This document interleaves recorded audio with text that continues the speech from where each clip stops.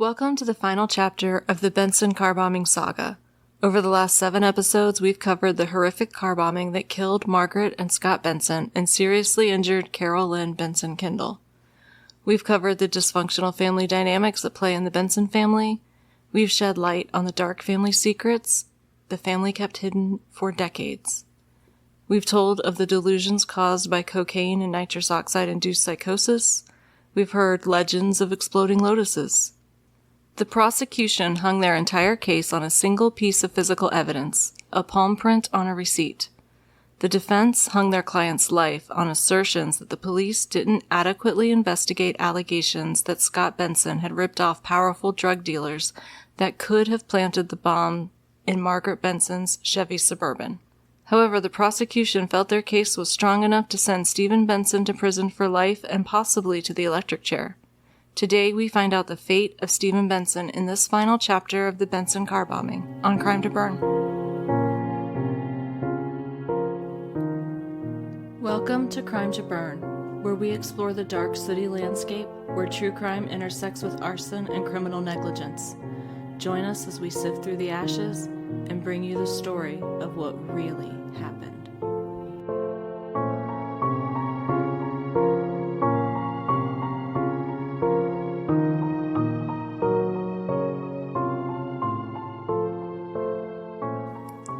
Welcome back to Crime to Burn. I'm April, a fire protection engineer and former firefighter.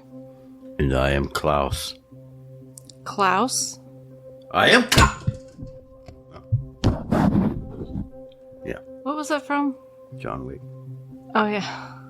Before we dive in, a quick reminder to please follow us on Instagram, Facebook, and X.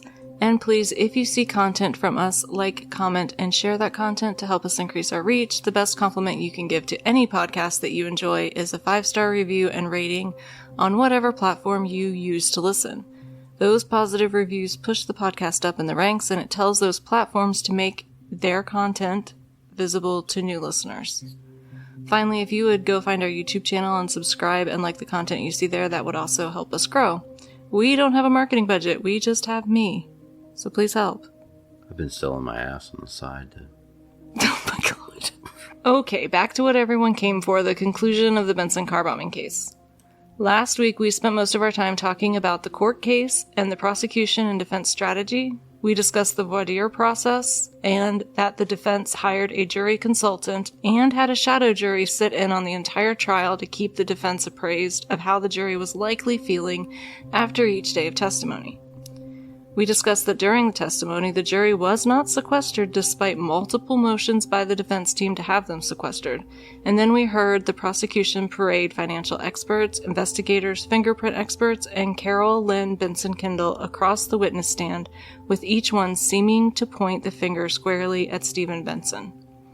The most damning witness was his own sister, Carol Lynn Benson Kindle, and her testimony was exceptionally powerful and focused heavily on her recollection of Steven standing near the car after the explosion and staring at her, but not coming to help her. The defense did not shred Carol Lynn on the stand because she was such a sympathetic witness that they risked alienating the jury by appearing to badger her. They had an expert that testified that the oxidation on the fragments of the bomb indicated the bomb materials were older than could have been purchased from Hughes Supply in the days before the bombing, and they brought forth Brenda Turnbull, who testified that Steven was actually in the office when the materials from Hughes Supply had been purchased. But the prosecution absolutely shredded her because she made conflicting statements earlier in the investigation. Knowing that they couldn't win the case on Turnbull's assertion, the defense then focused their efforts on the "some other guy did it" defense by attempting to prove that Scott was dealing drugs and owed people money. However, they had very limited success in finding reliable witnesses that were persuasive to the jury about Scott's extracurricular activities. Furthermore, they didn't have anyone that could testify that Scott actually did owe anyone money. Bafflingly, the defense had wanted to put Guido Dalmolin on the stand, but then changed their mind after his jailbreak and rearrest. We never find out why they had this seemingly sudden change of heart, other than Benson's lawyer told one author after the case that Dalmolin was a loose cannon and they couldn't predict if he would be helpful or hurtful to the case. We left off with me getting the name of the lawyer that was hired to represent all the claimants to the Benson estate wrong. I called him Carl Westerman, and it's Carl Westman. I will attempt to get it right throughout this one, but I'm going to say it wrong again. So every time you hear me say Westerman, you gotta correct me. It's Westman. Can I just call him Carl? Sure. Hey, Carl. Anyway, Westman, he was the lawyer that was hired to represent all the claimants to the Benson estate, and we left off with him bringing up some serious concerns about having the jury deliberate without a few key pieces of information. Now, what information could the jury be lacking at this late point in the case? How about a third will? How about a material error in witness testimony? How about a complete recantation of one of the prosecution's star witnesses? And how about some possible witness tampering? That's where we're going to continue today. Just to refresh everyone's memory, Carl Westman was the one that had found the audio tape of Scott's violent altercation with his mother and turned it over to the defense. Now, this really angered the prosecution, and especially Carol Lynn. It was kind of a bitch move. Well, Westman had a fiduciary duty to represent every potential claimant to the estate, which at this point still included Steven Benson. So turning over that tape was legally the right thing to do. If he'd had any additional, potentially exculpatory evidence or information, it would have been his fiduciary duty to bring that to the court's attention. However, doing so did earn him the nickname Judas. Fiduciary duty? Yes. Doesn't that mean, like, money stuff or something? Fiduciary duty is a legal obligation to act in the best interest of another party or beneficiary, while maintaining trust. The word fiduciary means trust. Huh. It's funny how it has the word douche in it. Well, he ruffled the prosecution's feathers so bad that everyone started calling him Judas after this. They were very upset that he turned over the tape of the violent altercation between Scott and his mother to the defense, and the prosecution actually had Carol Lynn go to the court to ask that Westman be removed as the legal representative for the estate and all its claimants after he turned over that tape. Now, I want to make it clear why this is an issue.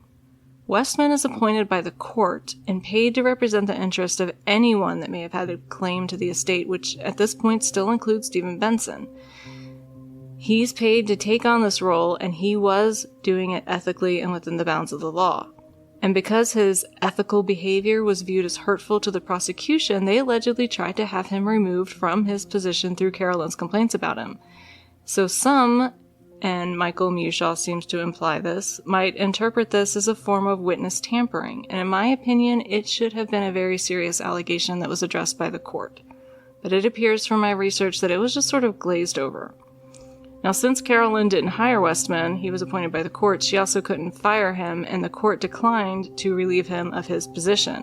So therefore, we may be able to say that no, this wasn't witness tampering, but it at least appears to be an effort to cause a witness to think twice about handing over potential evidence to either side.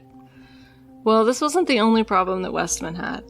He sat in the courtroom so infuriated as the trial got closer to concluding, with what he viewed as serious errors and possibly alleged subterfuge by the prosecution, and he was so concerned about it that he actually took the step to call the defense attorney directly on his day off and suggest that they meet immediately. As a result of that meeting, the next Monday morning, the judge, the prosecution, and the defense all sat down to have a little meeting of the minds. What was on Westman's mind was giving the court, and especially the prosecution, a bit of a verbal smackdown. You could say he had a little beef with the prosecution. Stop with the beef. Where's the beef? It's right here. There's so much beef. Well, I'm still floored about how this conversation went. When they sat down in chambers with the judge and lawyers on both sides of the case, he told the judge the following, and this is a direct quote. Quote, "Your Honor, I at this point have formulated no personal opinion whatsoever as to the guilt or innocence of Steven W. Benson. I am, however, deeply troubled with the process that I see being used by the state and in the prosecution of this case." End quote. So he outright says in those few sentences that he thinks the judge needs to be aware that the prosecution is playing dirty ball here and a man's life is on the line. And then he goes into his reasons for requesting this conference. Was that a juror? What was that? No, this Who is was that? Carl Westman, the attorney that represents the estate. Okay. So his first reason was that an item that he had passed to the prosecution that he initially thought might have been further evidence of Steven's guilt had never been provided to the defense in discovery. This is a big deal. And as he said in the trial, he realized that this document may actually provide exculpatory evidence based on other testimony that he heard during the trial. Now, because it was never turned over to the defense, and they didn't find out about it until the 11th hour, they had no time to have the document examined by their experts, and no time to prepare to use it as a possible piece of exculpatory evidence. And regardless of whether or not it had exculpatory evidence on it, they were still legally required to be provided the document as part of discovery, and were not. The prosecution asserted that it had been part of discovery, but the document was a complete surprise to the defense. And this is right before the defense is set to rest, so they literally have no time now to examine this document. So what was it? It was a third will, an unsigned will that had been drawn up by Wayne Kerr for Margaret Benson. It had never been executed, but if it had, it would have placed onerous financial stipulations on both Steven and Scott for decades after their mother's passing. The bulk of their inheritance would be under the thumb of an executor for 35 years. Woo! The only person that would have remained unaffected and would have received her full inheritance at the time of her mother's death would have been Carol Lynn. Now, Westman initially turned it over to the prosecution, and he's thinking that they should dust it for prints, because if Steven's prints are on it, then it would lend credence to the theory that he killed his mother because she was considering disinheriting him, or at least changing his financial future. So because he touched a piece of paper. It would prove that he knew about it. Okay. But as Westman sat in the trial, he heard the testimony of Dr. Lumbilo. That was Scott's psychiatrist, remember? Of course. Now, Lumbilo testified that Scott had expressed in his dealings with him that he'd had a desire for unlimited money, who doesn't, and that he greatly resented his mother for her financial control over his life. And when she had attempted to curb his spending back in 1983, he'd overdosed on nitrous oxide and then threatened to kill his mother. Now, we don't know if he intentionally overdosed on nitrous oxide, and I don't actually know what an overdose of nitrous oxide looks like. Can you actually kill yourself with nitrous oxide? I don't know. In Roger Rabbit, those weasels laughed themselves to death. So maybe that's science. Yeah, let's go with that. Well, Westman, upon hearing this, wondered if the overdose on nitrous oxide had actually been an attempt to take his own life at the prospect of having his financial situation modified in a way that was displeasing to him.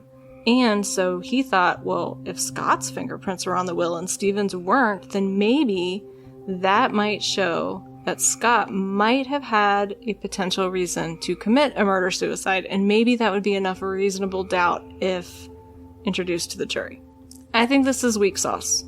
But the fact is, the will was supposed to have been turned over during discovery and was not. Now, at the time that he turned it over to the prosecution, Westman didn't know if there would be any evidence to help either side on it. So Westman had repeatedly followed up with the prosecution to ask if they had had the will dusted for prints. And every time they sort of kept putting him off that, oh, the lab's working on it, but they seemed generally dismissive, and this really bothered Westman. He felt that they'd had no trouble speeding the receipts that they got the palm print off of through the lab, and why was it taking so long to find out if there were any prints on this will? Well, it just so happens that right before this meeting between the judge and the two sides and Westman, that they did finally get the prints back, and what they told Westman was that there was no, quote, useful prints, unquote, on the document. But remember that useful can mean many things depending on what your goal is. So we don't know if that means that there were no prints on the document, or if the prints they were found didn't support the prosecution's case, or if they found prints they hadn't been able to identify, and it makes a material difference. Because if Scott had never been printed like Steven wasn't, then it's reasonable that any unknown prints on the will could have matched Scott. Now, whether or not the defense would use this in court is up to them, but the fact is that they should have had the information in discovery, and they should have had it in time to make a decision strategically about how they wanted to use that information in their case, and they did not get that. Plus, they said there was no useful prints. That can't possibly mean there was no prints on it, because they would have at least had to have Margaret Benson and Wayne Kerr's prints on it, because Wayne drew up the will and Margaret's the one, it was in Margaret's belongings, so she was the one that put it away.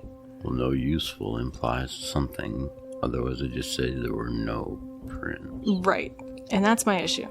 So the defense declined to bring this third will up in court. Now this could be for a myriad of reasons. It's possible that Steven told his lawyer he had known about the will and that his prints might be on it, and so they wanted to keep it buried. It's possible they decided to keep it buried because the absence of Steven's prints doesn't necessarily mean that Steven didn't know about the will. Remember, Steven and Wayne Kerr were very close friends. Wayne Kerr, if he drew up this will, could have told Steven about it. So they may have wanted to keep it buried because they didn't want to bring in the potential question of whether or not Steven was facing having his financial future altered. But the jury never heard about the draft of the third will, and I have a hard time understanding why the defense didn't make a much bigger deal out of this.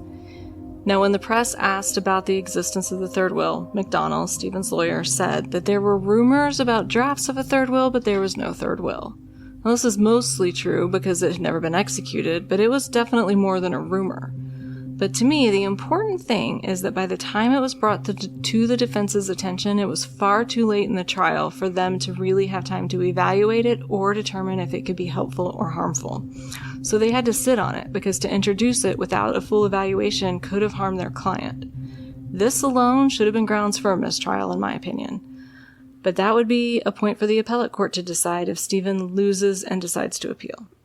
We also have the additional issues that the jury wasn't sequestered, there wasn't a change of venue, the cops misrepresented Carolyn's statement in order to get the warrant for taking Steven's fingerprints and in the warrant for arresting him.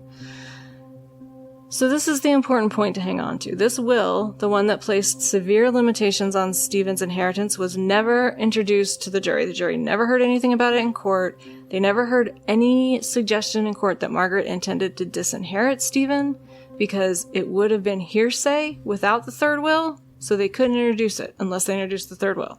So the jury only knew that Margaret was mad, but no one ever presented the idea that she was planning to disinherit Steven. Like I said, this would have been hearsay unless they actually brought the third will into court and admitted it, which they did not. But the press talked about this third will a lot, and the potential for Steven being disinherited a lot. I need you to remember that. It was only in the press. It was not in the court case, because we're going to come back to that point. Now, this isn't the only thing that Westman would do to vex the prosecution. He was just getting started. The second thing he got exceptionally upset about is that Guyon DeLoach testified in court that if Margaret, Scott, and Carolyn had died, which appears to have been the intent, then the entirety of Margaret Benson's estate would go to Steven Benson. But this is false. In accordance with Florida law, in the event that Margaret, Scott, and Carolyn were all killed, Carolyn's portion would have gone to her children, Scott's portion would have been held in probate until the paternity suit was settled with Tracy Mullins, and if that baby was Scott's, then that money would have gone to her. And Steven's portion would have remained 1/3 of the overall estate. However, Guyon DeLoach, and I hope I'm saying his name right, in court he said that if Carolyn and Scott had both been killed, along with Margaret, that Steven would have inherited all $10 million. So based on DeLoach's testimony, the jury's thinking that Steven has a $10 million motive for killing his entire family, when it's really 1/3 of that. Now, Westman thought it was especially important for the jury to be made aware of this misstatement that DeLoach had made about how the estate would be divided. And I get it, but it's not that easy. You see, even the judge wasn't sure if Westman's interpretation of the Florida statute was correct at this point. If a lawyer and a judge don't understand how the estate's going to be distributed, what's to say that Steven would have had a snowball's chance in hell of understanding that? Ultimately, Steven likely would have also assumed that he would inherit the entire jackpot that everyone else assumed when he made the decision, if he made the decision, to kill his entire family. However, the judge agreed that this did make a material difference, and they would allow the defense to call Westman to the stand to clarify the error. This was not good news to McDonnell. He did not want to have to call another witness to the stand to clarify the error. He wanted the jury to be corrected through jury instruction, basically saying, this witness said this, it's incorrect, this is the fact. Why does it matter? Well, in introducing a new witness, they're asking the defense to impeach DeLoach, which was their own witness. So they're saying to the defense, you can bring another witness to discredit your earlier witness. In a trial where the defense is already being raked over the coals daily in the press, bringing in a witness to impeach their own expert witness would have looked really bad for the defense. Adding to the risk, if they called Westman to the stand to testify to this, the prosecution would then have had the opportunity to cross-examine him, and there's the potential that they could have revealed other information that wasn't flattering to Steven Benson, or could have further damaged the case. So in the end, the defense chose not to correct the testimony of DeLoach and allowed the jury to deliberate, assuming that Steven's motive was Margaret's entire $10 million estate. So did the defense make the right move here by omitting the information about the third will and about not correcting DeLoach's error in interpreting Florida law? Maybe. But Westman has one more pipe bomb up his sleeve. Westman had a question that sure came out sounding a lot like an accusatory finger pointed directly at the prosecution. He wanted to know, how had the testimony that he'd heard from Carolyn Benson Kendall that had been so impassioned and prosecutorial on the stand, implying that Steven was definitely guilty, when Westman had heard her give a completely different version of events when he was present, and as a result of that, had had her attorney contact the prosecution to completely recant her entire statement to the police, claiming out loud in front of Westman, who is attorney, Steven could not have done it. I say the person who blames other folks for what they did. Look, just because I can't say prosecutorial. You just did? I did say that. You need some motivation. Well, let's get into what Carolyn actually said in front of Westman, shall we?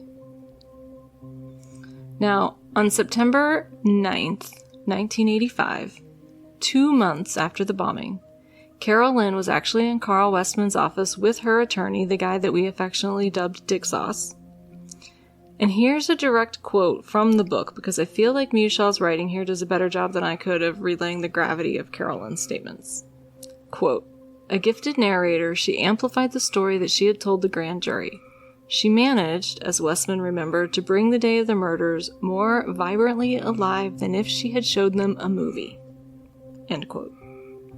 Then he describes the intensity with which she told the story, and how they sat down to talk, she begins her story, and everyone is so enthralled that the office closes for the day. None of the people listening to her story attempt to leave. The dinner hour passes. Everyone is still wrapped. Until past midnight. They are there for 9 hours, enraptured in Carolyn's recounting in vivid detail everything she remembers from the night of the bombing, or from the day of the bombing, in Carl Westman's office only 2 months after the bombing took place. Now I'm going to quote this from Mushaw's book because I feel like this needs to be word for word. Quote, she said that her mother feared Scott and often fought with him.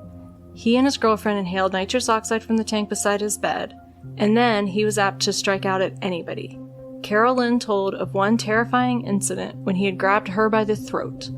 Another time he turned Buck loose on Kim Beagle and had the attack dog pin her to the floor. There had been nights when Mrs. Benson locked herself in her bedroom to escape Scott and telephone for help. But frightened as Margaret was of Scott, she felt a deeper fear of his friends. Carolyn spoke of death threats against the family, and she said the Naples police had been alerted and a private guard was hired. She mentioned, as she had in her interview with Graham and Nowicki, that her mother remarked that she wouldn't put it past Steven to do away with her if it meant more money from him, but the context of the comment had struck Carolyn as a joke and not a genuine expression of fear. Westman got no sense that she had imagined her mother was in danger. As he understood it, it had not occurred to her that Steven might be involved until Wayne Kerr visited the Naples Community Hospital and asked her if she thought her brother's behavior had been suspicious. Now, Kerr recalled that it was actually Carolyn who had raised the question to him. When she described the events before, during, and after the explosions, Westman felt the tone and content were strikingly different from the story she later told at trial. As Steven came around the rear of the Suburban, for example, Carolyn said he gave her a little pat on the ass. It seemed a wildly improbable thing to do if he was about to blow her to pieces. After listening for more than 9 hours, Westman believed that he had a clear image of events.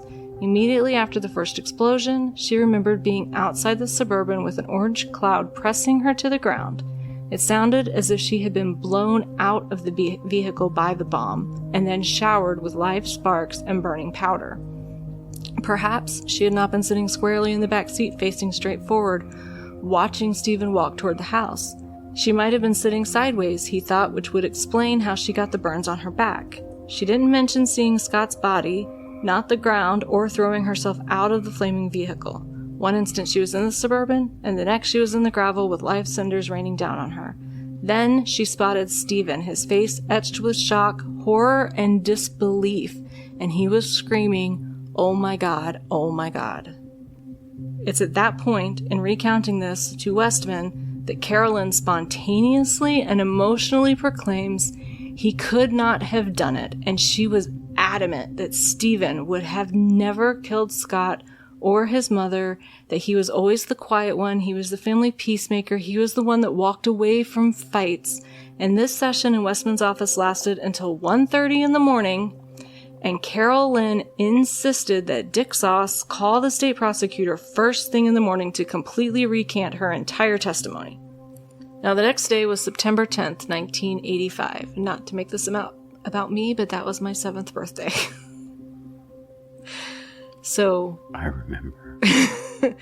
Jerry Brock, the prosecutor, Westman, and Dick Sauce, and someone else that Michelle thought might have been Detective Harold Young, met with Carolyn, and she told them that there was no way Steven would be capable of murder. And Westman reported that Brock then kept reiterating to her that they weren't asking her to do anything but just tell the truth of what happened. And he kept reiterating that the evidence they had against Steven was overwhelming. Now we know that the only evidence that they actually had was the palm print, and I don't know if that really qualifies as overwhelming. It seems like most everything they have is really circumstantial, and it reportedly took Brock, the prosecutor, 2 hours to talk her back down and convinced her that all she needed to do was get up and give a factual account. She didn't need to point the finger at her brother. She didn't need to go through any sort of overwhelming trying to persuade anyone of anything. Just present the facts. And so this is what they finally got her to agree to do. And then, when they revisited Carolyn's recollection of Steven looking shocked in front of the vehicle and yelling, "Oh my God," Brock suggested to her that maybe it wasn't shock and horror at what had happened. Maybe it was shock and horror that somebody had survived the explosion. And Carolyn was resistant to this idea. That is a nefarious argument. Carolyn was initially resistant to this idea, but if you recall her testimony in court, that is exactly how she presented it in court. And that, she basically reiterated what Brock said. And that is why Westman had a huge problem with this. So then when Carolyn got up on the stand and gave such an impassioned and damaging testimony, adopting all of the suggestions that Brock had made during this rehabilitation of the state's star witness, Westman was literally horrified. Carolyn had only agreed in front of him to be impartial and present just the facts, and by the time the trial rolled around, it seemed like she was a completely different person. And to Westman, it appeared to suggest that the state had done far more than rehabilitate the witness, and that she had been heavily coached to the point of changing her own opinions to match what the prosecution put before her. Now, in a criminal case, any evidence, including official statements that are potentially exculpatory, should have been shared with the defense, including this. The fact that Carolyn tried to recant should have been shared with the defense as part of discovery, and it was not. Had the defense known this information before they cross-examined Carol, they probably would have had a very different cross-examination. So this is absolutely a material error that occurred. And it was, in my opinion, if the defense persuaded her to present things differently than they were in her own mind, it was a huge violation of ethics, if that's what happened. In the court itself, you expect a lot of failures on your way to court. Like, you're there for some reason, right? Yeah. But once you get there, you're supposed to be able to straighten that shit out. You are. That's not what's happening here. No. Now, understandably, the prosecution did not take kindly to these accusations that they had suggested and rehabilitated their witness into a version of events that supported their case and wildly differed from the statement that Carolyn had actually made. Now, there is a lot of legal issues here in chambers to discuss, and a lot of really heated tempers flaring over accusations of misconduct. So a lot of the issues end up sort of getting lost in the sauce in the subsequent discussion. First of all, the prosecution never actually addressed the issue of not turning over that third will. We don't know what happened there.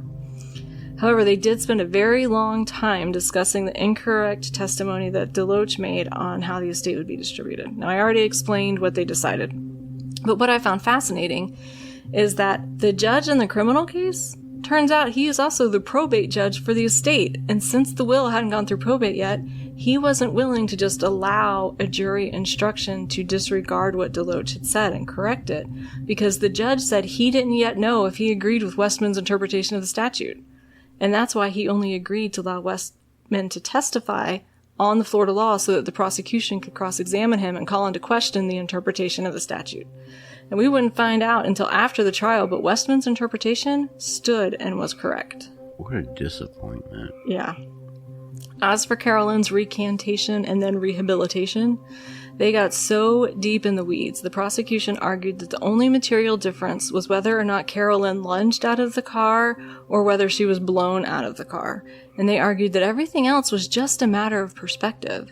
So basically, the court asked Westman to give examples of material differences in testimony, and despite Westman's insistence that Carolyn at trial was singing a completely different tune than the Carolyn that was in his office on my 7th birthday, the judge claimed that he didn't see any reason from Westman's account to impeach the witness, despite the fact that the defense did not get to ask her if she'd claimed that her brother couldn't have possibly done it, which they could have if they'd been made aware of this information before cross-examining her. The judge decided that since Carolyn never actually said out loud in court, "I believe Steven did this," that she didn't directly contradict anything that she had said earlier, and so it didn't matter. So the jury never got to hear that Carolyn had tried to recant her testimony.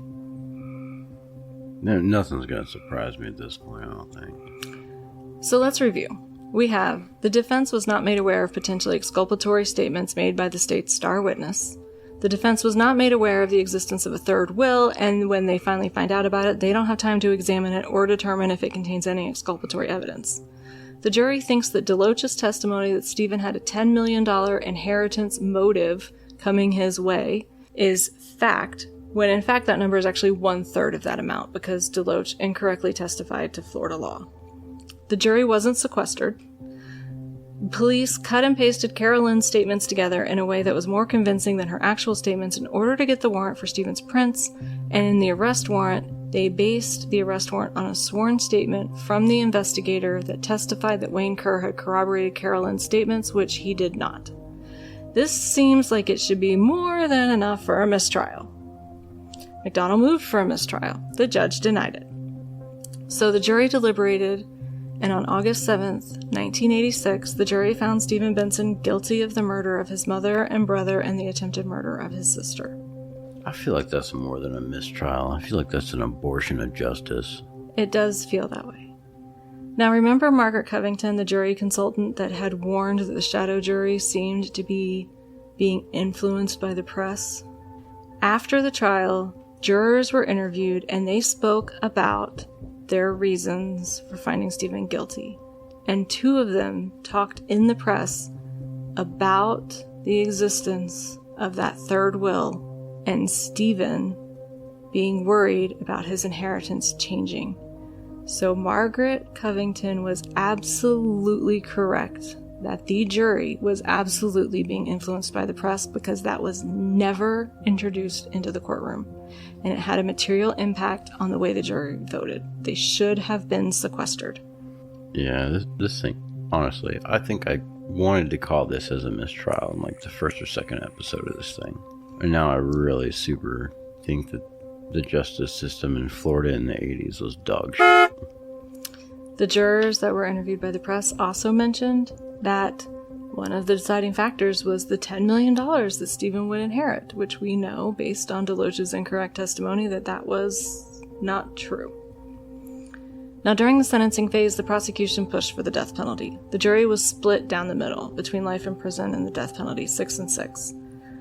In Florida, in order to sentence somebody to the death penalty, they only have to have a majority. So Steven's life was saved by 1 juror, and he was sentenced to life in prison. So what about that appeal? Because it seems like we've got more than enough grounds for an appeal here. Well, recall that Steven is broke, and appeals cost money. In fact, it was going to cost $15,000 just to get the court transcripts from his first trial, which are now available for free online, by the way. On November 8th, 1986, 3 months after his criminal trial ended, Steven filed a motion to be declared indigent. He swore in an affidavit that the sum total of his assets was $49.50. He went before a judge to request to have the court fund his defense for his appeal. And the same prosecutor that spent weeks in a courtroom convincing a jury that Steven needed money bad enough to kill his entire family testified about Steven's assets based on the document that he filed when he applied for his mortgage before the murders, and he claimed that Steven had claimed $288,500 in local assets. This was likely the businesses that had now folded.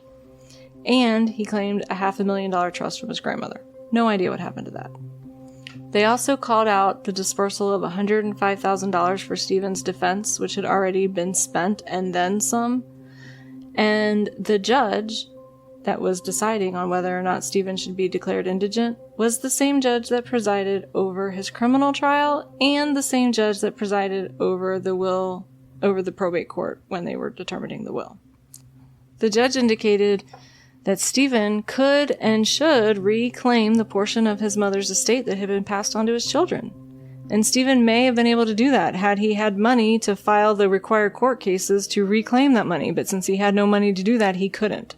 So he was denied a public defender, denied the ability to file an appeal.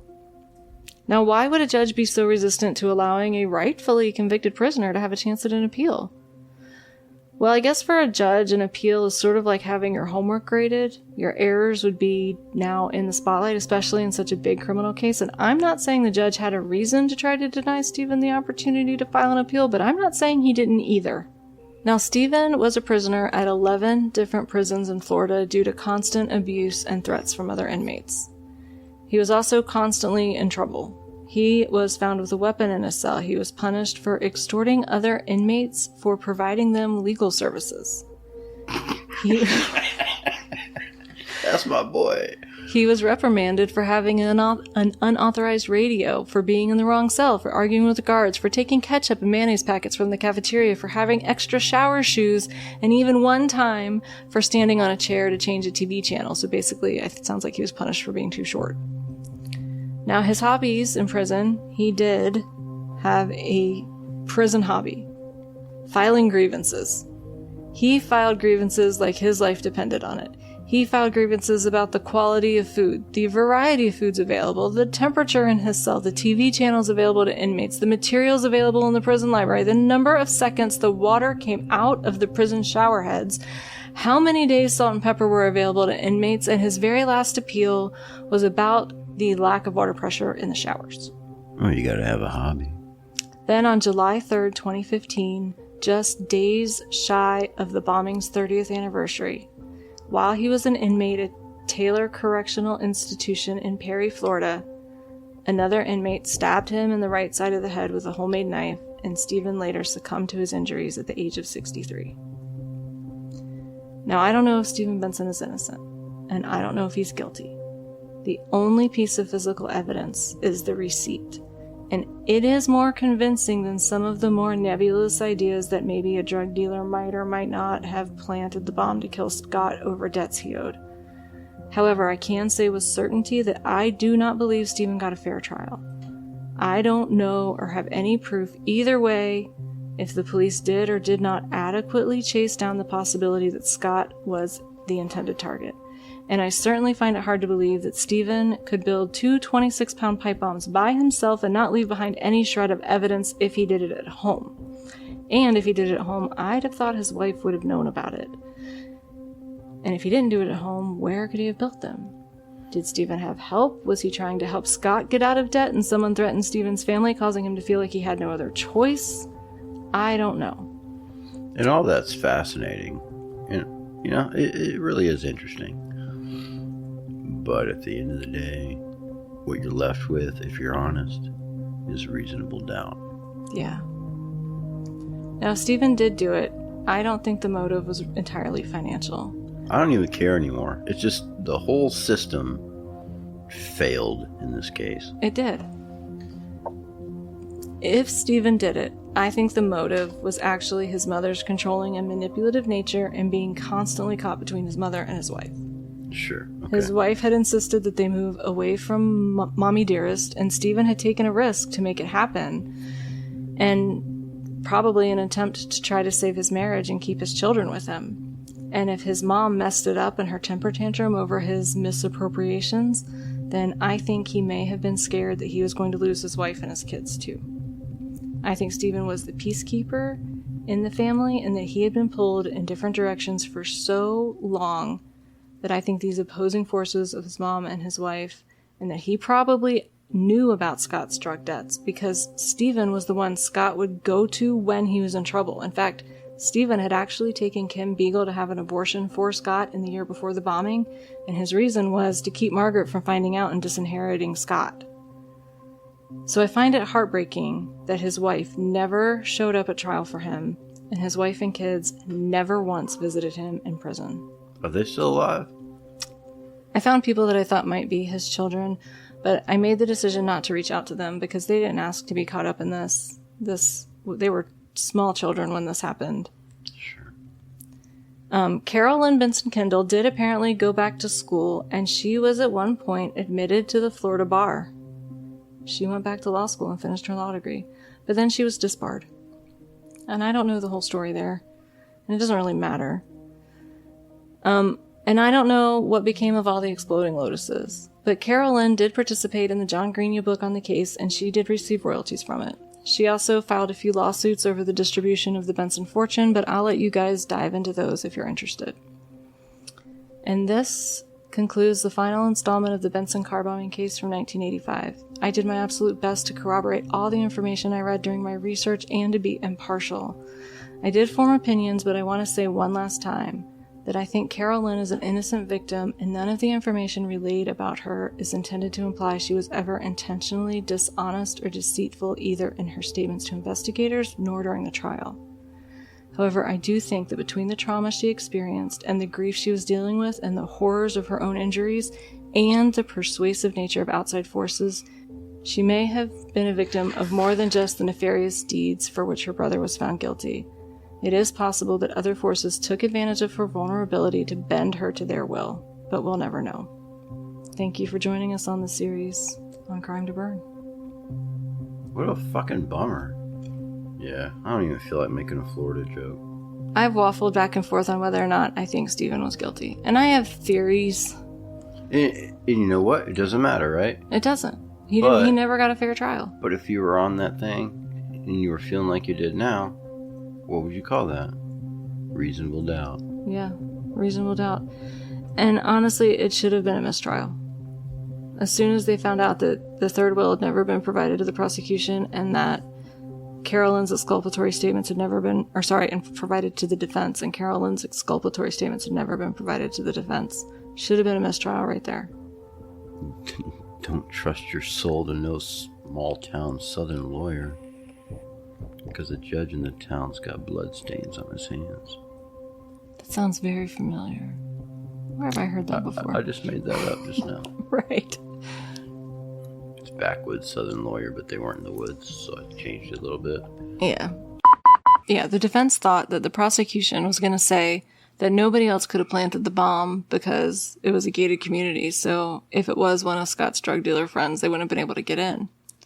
So in order to prove this wrong or refute this if the prosecution brought it up, the defense actually dressed two guys in like full camo and like tactical gear and had them walk into the neighborhood carrying what looked like 2 pipe bombs.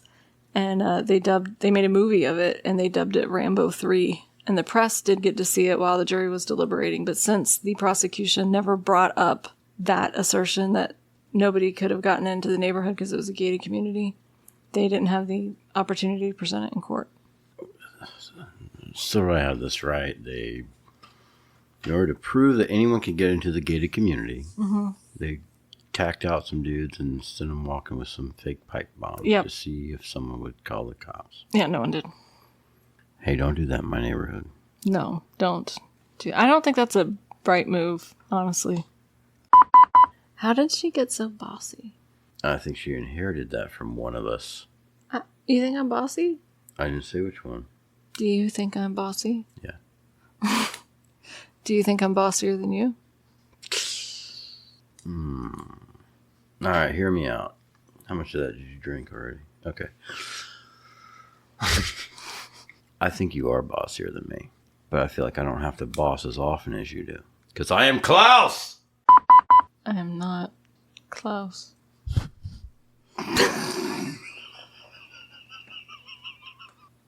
It doesn't work if your windscreen is not touching your microphone.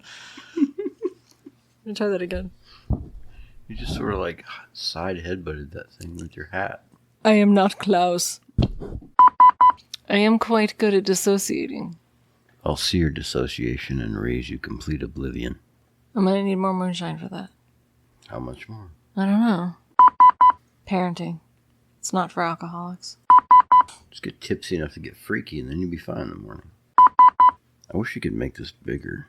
It won't let you though. That's what she said. Pipe bombs are a total no-no, and here's why. They're not trendy. Unlike avocado toast and TikTok dances, pipe bombs are not in vogue. Trust us on this one. Bringing a pipe bomb to a party will definitely kill the vibe. Literally. Stick to chips and dip. What to do if you spot a suspicious object? In my pants. I have a head full of useless knowledge that may not even be true. Don't we all? Some more than others. But, like, we have calculators. We Why do. are you making your kids do, like, alien gang signs to do math? I never nanooed in math. Where did you nano? This episode is brought to you by sticky moonshine jars that are impossible to open. I need a mechanical advantage. Oh, shit, I got it. Hey, I did it. I'm like the strongest person in this room right now. I did a line of testosterone and ripped it open. I didn't even tell it right because it's really too raunchy to tell the right way. And I'm a pretty wholesome guy.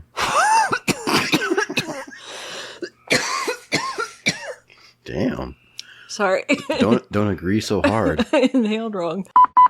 If you're trying to woo the ladies, never underestimate the power of severed zombie heads. Maybe that won't work for a regular lady, but it worked for me. I am a smooth operator. My game has game.